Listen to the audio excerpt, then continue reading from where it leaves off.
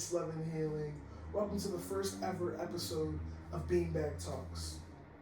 I'm your host, Hassan La'ak, and this is a podcast where we slow things down, we sit comfortably, and we discuss the topics that we usually rush straight past.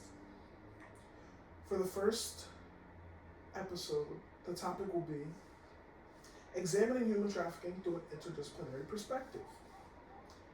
The key disciplines that we will be touching upon are law, political science, sociology, and language. But before we can get into the nitty-gritty, we first need to understand the legal definitions of human trafficking. I have two definitions behind me, one from the United Nations and one from the United States. And the United Nations defines trafficking as the recruitment, transportation, transfer, harboring, or receipt of people through force, fraud, or deception with the aim of exploiting them for profit. And the United States Department of Justice says that there are two primary forms of human trafficking. Those forms being sex trafficking and forced labor trafficking. But I would like to add one more form to make that three, and that form is organ trafficking, also known as organ harvesting. The core question of this podcast is, how do legal definitions, political priorities, and public language shape societal understanding and responses to human trafficking and exploitation? The hypothesis of this episode is human trafficking persists not only because of criminal activity, but also because of the gaps between law, political action, and societal understandings. As an analysis of language and political priorities, I have two examples behind me. The first example is the Mann Act of 1910, or the White Slave Traffic Act, which is a double whammy. It fits the language analysis and it also fits the political priorities analysis. Why do I say that? Well, if you know anything about the Mann Act was created during the time of segregation when, there was a certain somebody that they were after.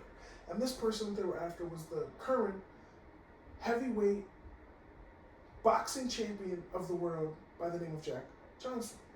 And the thing was, Jack Johnson was basically beating up a bunch of white people, and they didn't like that.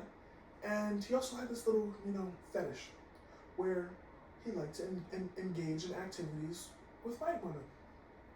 Consensual, mind you. And as a kind of political coup against him, they created this act, the Mann Act, and they basically they criminalized the transportation of women or girls across state lines for prostitution or any other immoral purposes.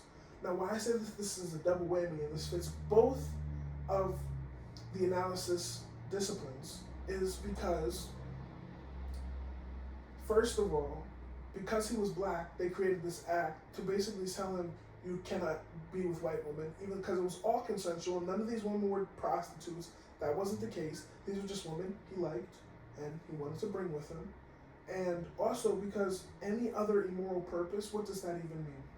It's very broad, and for a problem like human trafficking, we need precise language, not broad language.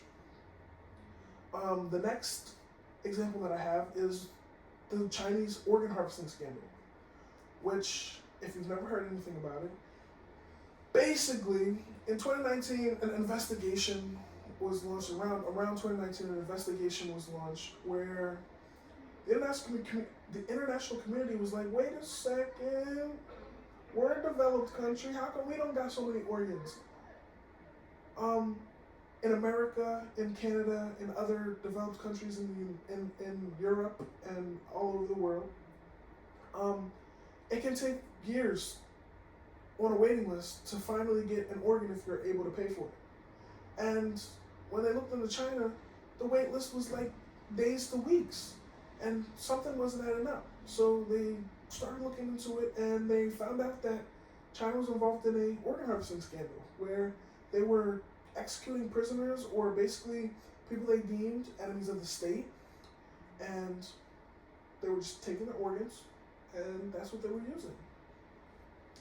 And there was a Chinese surgeon who blew the whistle on this because him and his team were called in to perform a surgery, and they go to a prison or one of the camps, and somebody had just freshly been executed. The person was still alive, and they told him that he needed to take the guy's kidneys and liver. So that is obviously a political priority where they're enabling trafficking due to their political priorities. So in conclusion, this is basically just a call to action. We need to challenge narratives, support survivors, hold policy makers accountable, and advocate for fair labor practices. And lastly, and most importantly, I'm going to leave you on a cliffhanger because first, I have a quote from the late great Pope Francis, rest in peace. He says, "Human trafficking is an open wound in the body of contemporary society, a scourge upon the body of Christ. It is a crime against humanity, and all who have looked into this atrocity know that Pope Francis isn't lying when he says this." But lastly, I said, for my call to action, we need to create a community. And that community can start with you. So, join Students Against Trafficking to spread awareness, and hopefully all of those call to actions that I said previously, we can achieve by creating a community right here on this campus. Here are your positions that are open that will help this community strive and thrive. And let the oppressed go free. Thank you.